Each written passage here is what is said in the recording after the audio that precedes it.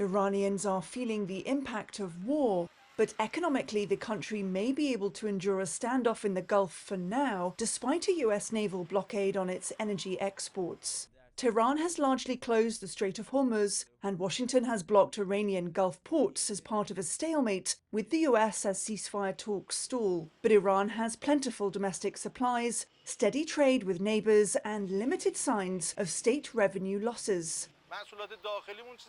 Our domestic products haven't gone up in price, but most imported goods, yes, those have become more expensive, about 20 to 30% more. The extent of economic damage from the war is hard to gauge. Reuters reported this month that Iranian officials feared new rounds of protests unless sanctions were lifted. But authorities have not rationed fuel or food, curbed bank withdrawals, or delayed state salary payments. Supermarket shelves remain full. Well, I think that they have calculated a longer runway than I think economists or Western policymakers are anticipating.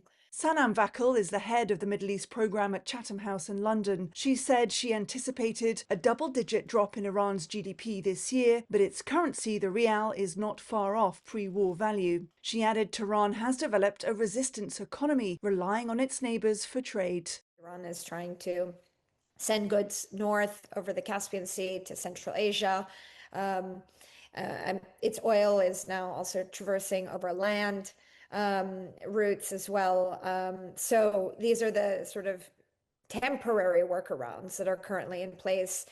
Energy analysts believe Iran may be able to go another 2 months before curbing oil production. Kepler's lead agricultural commodities analyst Ishan Banu says Iran has a lot of domestic agricultural production and a port in operation. The few vessels that were going to Iran are now going to the port of Chabahar on Iran's eastern coast near the border with Pakistan.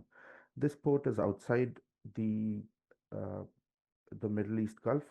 Still, on the streets of Tehran, the economic pain is intense. Some Iranian businesses have been crushed by high prices, supply chain disruption, and the internet blackout. If things continue like this, it will definitely get worse if we carry on under the same conditions we have now. To avert the impending economic disaster, Vakil at Chatham House says Iran would need to include sanctions relief in any deal with Washington.